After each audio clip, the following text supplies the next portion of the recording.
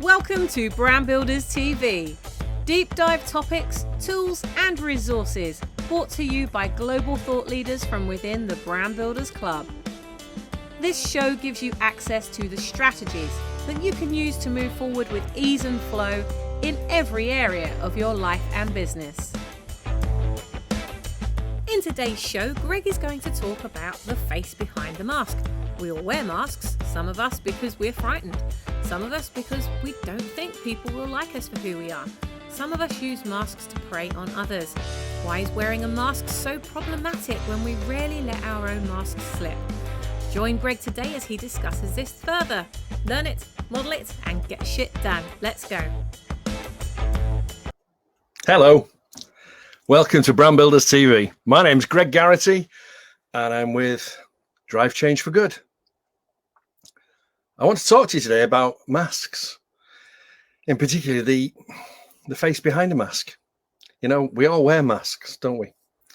Some of us because we're frightened, some of us because we don't think people will like us for who we are.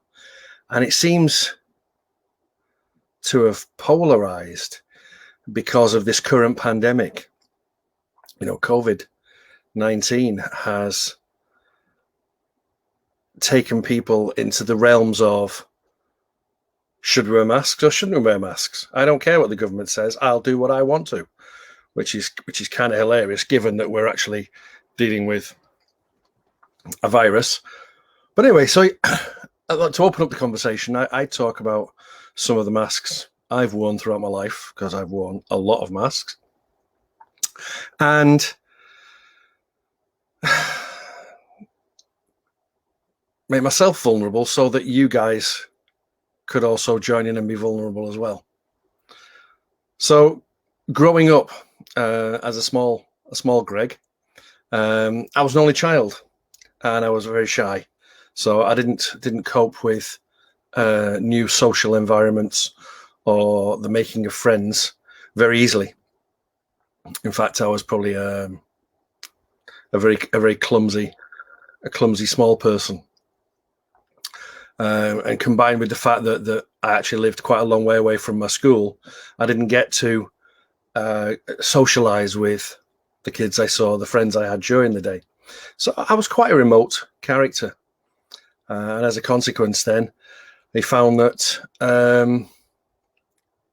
it was difficult to be myself. Hi, Sammy. It was easier to hide behind a face that didn't look like it was bothered when I was small and kids were doing things. A typical example, bonfire night. Every bonfire night, most of my best friends in school lived within 2 streets of each other, and I lived about 10 miles away. So they would have these amazing bonfire nights that they'd spend weeks collecting wood and stuff for a massive bonfire on a patch of ground near all the houses, and all the families would go out and they'd put roast potatoes in the fire and they'd have massive fireworks and all the rest of it. And I was always really jealous because they used to have such amazing stories to tell of all the things they'd done. And a couple of years on the trot, my mum and dad took me down to spend some time at the bonfire, but it was literally like an hour and a half when they'd been there straight from school, and probably stayed there till they were taken to bed. So I got used to the idea of disappointment and not being able to do what I would have liked to have done. It was nothing to do with my parents. They did the absolute best job they could. It was just one of those things. A lot of the people that my friends belonged to, wow, that was a very arduous sentence, wasn't it? A lot of their parents, is what I meant, were workers in factories nearby. So they all knew each other as well. It was a very close community, whereas my mum and dad were both professionals and worked in different industries. So they themselves had quite remote social arenas. So probably not the best, all in all. But anyway, we're talking about masks. It is. it is tough growing up as an only child. So then primary school, I think throughout primary school, I felt comfortable. I think I wore the mask of being comfortable because I felt safe. I was with people I'd been with since nursery, and I felt safe. Secondary school was a little bit of a culture shock to me because I always kind of did my own thing at primary school, and I got the work done, but that was it. I was pretty much away with the fairies most of the time. So to be put into a situation whereby I had to follow this rigid structure was really difficult for me. As anyone now who knows me will tell you, fitting me into a schedule is like trying to put an eel in a jar, and it's not something that's only just started in my life. I've been like this my whole life. So I think I remained quite aloof, which again made it difficult to make friends. And in a working class school, probably came off as a little bit of a snob as well, which was just about me not knowing how to handle social situations. I mean, how about you guys? How were you when you were at school? Was school good for you? Was school bad for you? So for some people, school was the best years of their life, and they talk about it for the rest of their lives. Other people, they hated it. Other people are indifferent, and it was just part of the process. So give me some feedback. How was school life for you?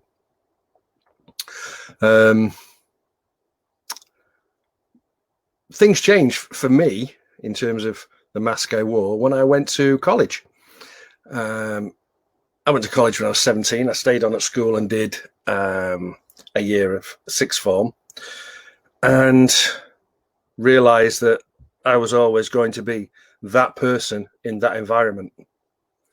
You know, I'd spent from the age of 11 being that person with those people. Didn't feel comfortable, didn't feel at home there. So when I stayed on to do sixth form, I felt exactly the same. You know, doing A-levels wasn't. I started doing A-levels and then realized I wasn't going to go anywhere with it because of the place, the environment. Decided to go to college, turned up at college first day, decided that I was going to be different and that my school life wasn't going to dominate my personality, and became totally different. Became outgoing and almost the center of attraction in some areas, which was quite strange and quite funny. And then that led to a different mask, because I went from being normal and not caring to being outrageous, and then realized that I wasn't always outrageous like now. I also need quiet time. So you go from outrageous to be pretending to be outrageous when you don't feel like it inside. Yeah, I didn't fit in at all at school. I always felt I was different as well. Risky and strange. So yes, masks. My first job was, interestingly enough, as a community artist, making masks for a massive street festival that lots of adventure playgrounds took in. And I spent about 4 weeks of that making an enormous multimedia lion's head, which actually weighed about 30 pounds when I'd done it, and almost killed me to wear. But that was very interesting. And it was also interesting because I turned up there feeling competent in my making skills, feeling competent in everything that was part of my role, and walked straight into a situation where I was working with professionals who'd been working with young kids and young people for decades, and knew all about everything, far more than me. But all of a sudden I had these people sitting around me with me teaching them. How bizarre. How did that work? That wasn't part of my map of the world. So that was a massive learning curve for me. You know, I never thought I'd be in a position where I'd be teaching people with far more experience than me. in that particular instance. And I was teaching people,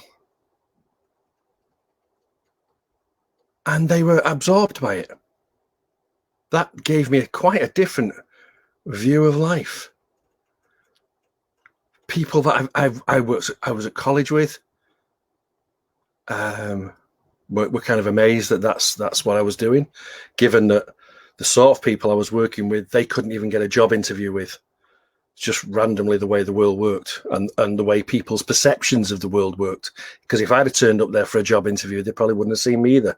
But the fact that I turned up in that post automatically gave me a completely different set of social status and guidelines for them to work with. Very interesting.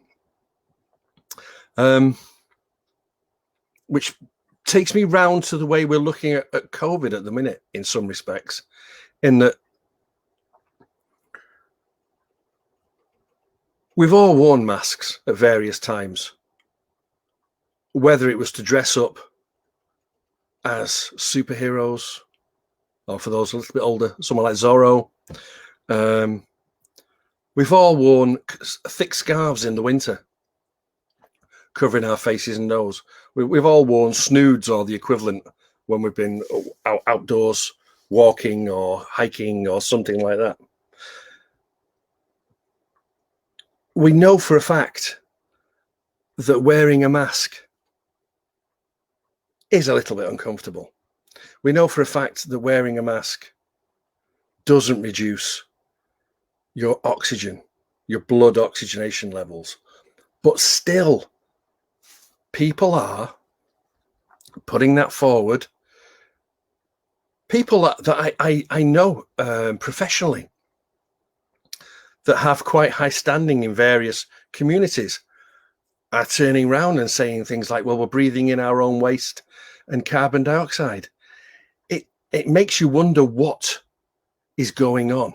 It's not just about the masks. It can't be just about the masks. It must be flagging up whatever else is in people's heads about the mask they're wearing all the time. You know, I think there's a lot of there are a lot of conspiracy theories, aren't there? And there are an awful lot of people saying that the government is trying to drive people into massive mind control, and the first step is getting everyone to wear a mask. Well, honestly, if you've ever worked with local government, let alone bigger projects that involve more than one local government, most of the time it's a total cluster. The idea that the entire government is working together seamlessly on this, and they've got all of the doctors and nurses in working together, is quite outrageous. So what is it? What is it that's driving people to say that? Is it the fact that they're frightened of being seen as compliant by people that they respect? You know, if they're respecting mask deniers in the work that they do, are they worried that they're going to be seen as government lackeys because they wear masks, and therefore they've got to propagate the story? I don't know. It's interesting though, isn't it? Because if it's just about the masks, then what's the problem? We can all just wear a mask. Even people, I've got friends who have asthma, they wear masks. I've got family who suffer anxiety attacks, and they wear masks. It's all about the idea that if you have to wear the mask, wear the mask. Don't stress about why you can't wear the mask. You know, I'm seeing people on social media, and even talking to some people who have very minor medical conditions that they think means that they don't need to wear a mask. You know, I'm allowed because I've got this condition. And it's become a case of people who've got those conditions are almost like wearing them, you know, waving a little flag. Yeah, I don't need a mask. I've got this. Instead of actually thinking, you know, at the moment, if wearing the masks is the thing that reduces infection, maybe you ought to be not out. Maybe you ought not to be out as much if you can't wear a mask. I was at a shop last night, and people were coming out of the shop, and literally as they walked through the shop, they were ripping the mask off, going, but there was no discomfort all the time. They were in there talking with their partner and doing whatever. It's all psychological. And because it's psychological, you've got to ask yourself, what's the psychology behind it? Are they frightened of appearing weak? Are they frightened of not being seen as the person they think they are?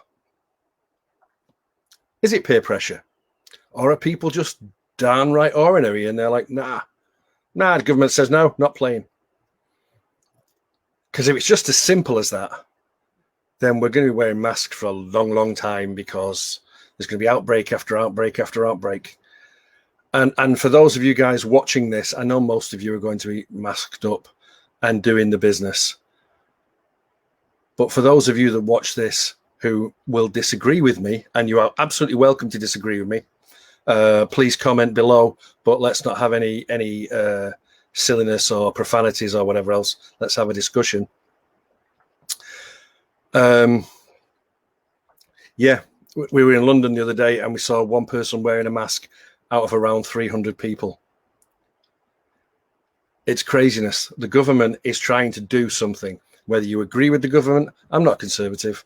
I'm not interested in the stuff that Boris and his crew are trying to push forward. But the bottom line is, you've got to think about everybody else.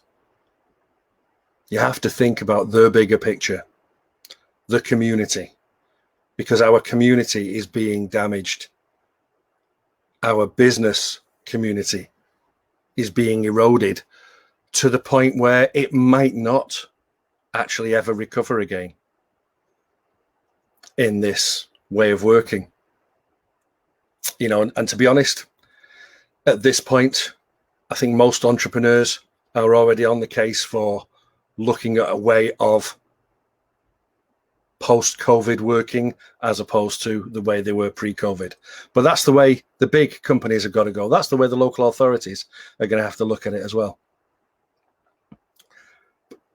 But even the local authorities at the moment, the mask they've got on is, it's business as usual. We just need to get through COVID and it'll still be business as usual. It's just not going to work. It's not going to work. We have to embrace the fact that change is here. We are in the middle of it and we're going through it. You know, for everyone that doesn't wear a mask, that denies it, talk to people nicely and compassionately who firmly believe in it, and you might find there are some stories that you need to hear.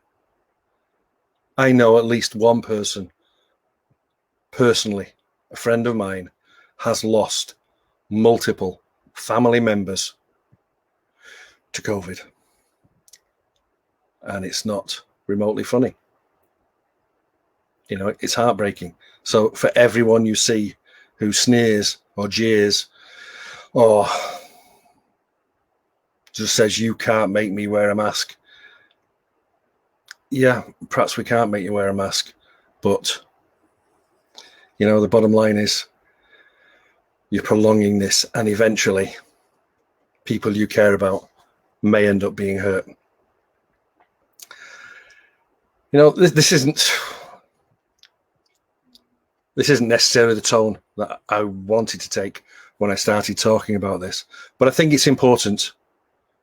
I think it's important that we ask ourselves, if we're not wearing masks,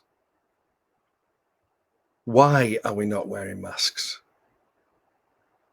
Nothing at this point in the procedure with COVID-19, there's nothing as simple as, no, I'm just not wearing a mask.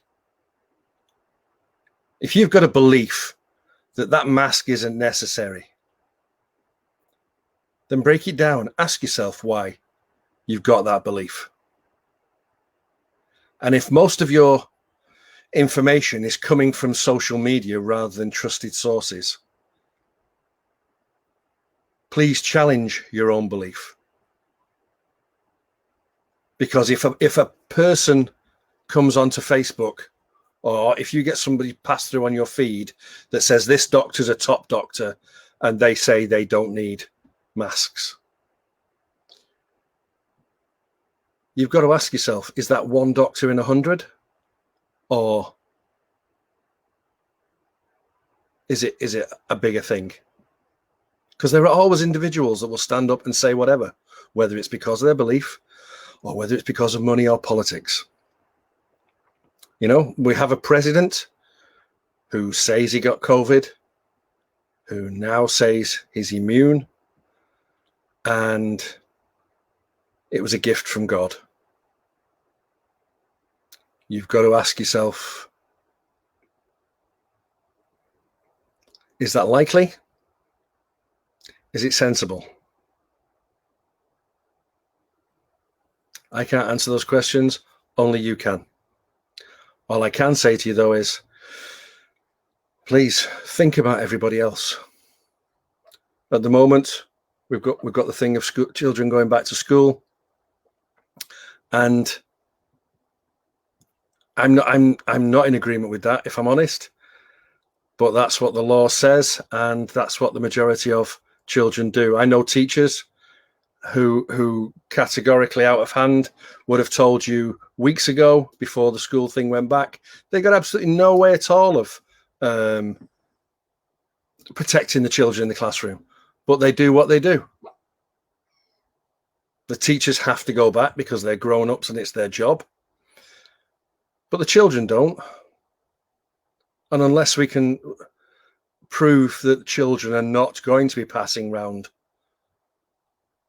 the virus to the older generations, then why would we put them in that situation? I know we've got the argument for mental health and isolation, but at the moment we're trying to run the business as usual model when business is far from usual.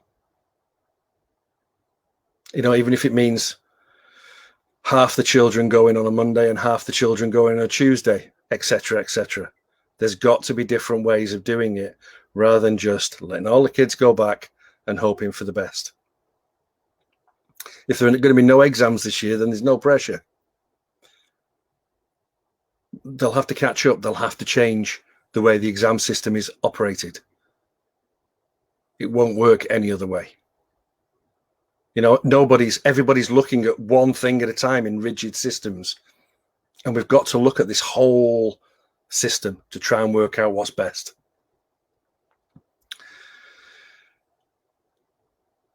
This is starting to sound like a party political broadcast, which isn't my intention. It isn't my intention. But just think about the masks you're wearing. What's the mask you're wearing today watching this? Is it an angry mask? Because maybe you don't believe a single word I've just said. And you're thinking, how dare I? Is it a frustrated mask? Because you believe in everything I say and you can't understand why people are doing what they're doing? Is it a totally bored mask?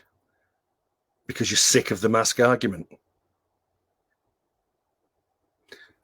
You're all having a reaction to this, whether you watch it for 30 seconds and turn me off, whether you watch it for the whole half hour and then turn me off and think about it. It's causing a reaction. And every time you get a reaction in your life, the mask that you're most used to for that type of situation will appear. Ask yourself a frustrated mask, yes. Ask yourself, when that mask appears, why? Because we get into such a habit of just doing things unconsciously that we don't even realize why we're doing what we're doing.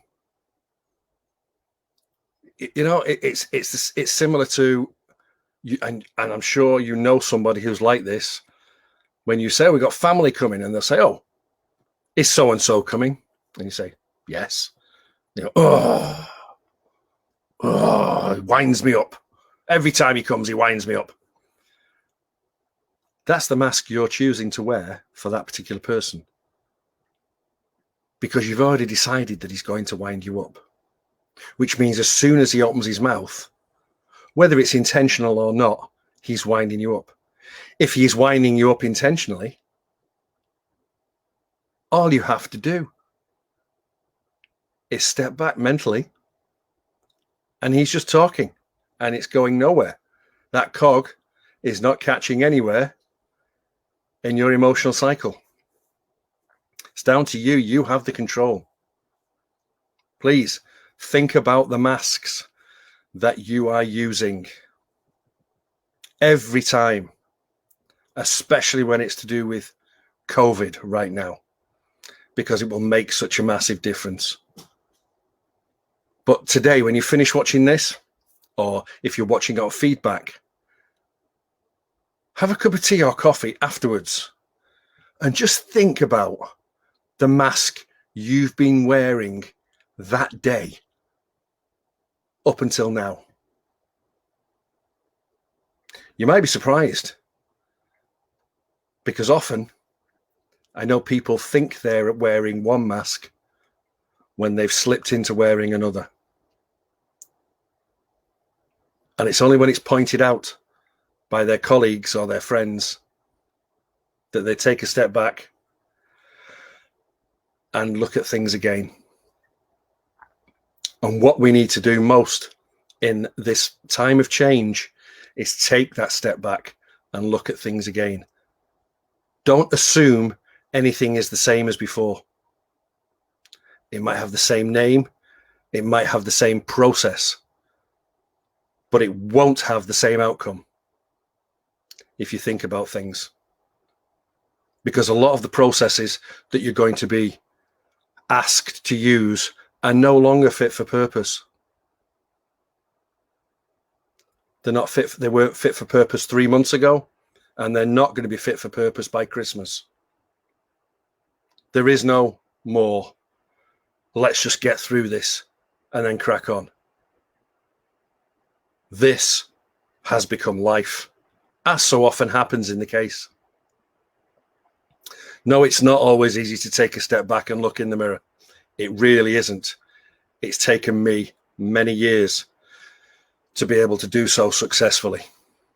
But it's important that you do. You might only be able to do it for 1 or 2 questions, and then your mind kind of goes, yeah, well, that's enough now, I'll move on. But any self-knowledge that you have will work for you. And if you can't answer the questions yourself successfully, then you may have to dive deeper. You may have to look at the TV channels you're watching and ask yourself, am I watching something that's completely biased, or can I do better than this? If I'm hanging around with a bunch of people that are just saying over and over, well, the government's rubbish and it's all a lie and it's 4G that's doing this, then you've got to get yourself some different opinions in your life. You have to, otherwise you won't be going anywhere mentally. You'll be going around on that little toy train track in your head. You'll not be getting anything new. You'll not be getting any new feedback. You'll just be going down and down into a spiral of hatred and anger and everything else, and nothing will ever be good enough for you. I hope this hasn't been too much for most of you. It's going to be challenging for some people. I hope it's not been challenging for everybody. I hope it's not been boring.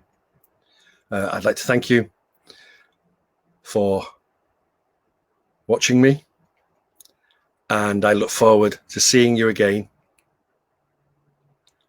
next week on a Monday, 12 o'clock, Brand Builders TV. I've been Greg Garrity at Drive Change for Good. Thank you. I hope that you've enjoyed the show today as much as we've enjoyed making it for you. If you've got anything out of this episode, please do tell someone else how they can subscribe to the Brand Builders TV channel at youtube.com/brandbuilderstv. Why not join us at our next Brand Builders Thinkubator, a global mastermind that we run every week to take away the loneliness of being in business on your own. For more information and to book your place, visit light.brandbuilders.club/Thinkubator. That's light.brandbuilders.club/Thinkubator. Until next time, be the ripple that you wish to see in the world, and we'll see you soon.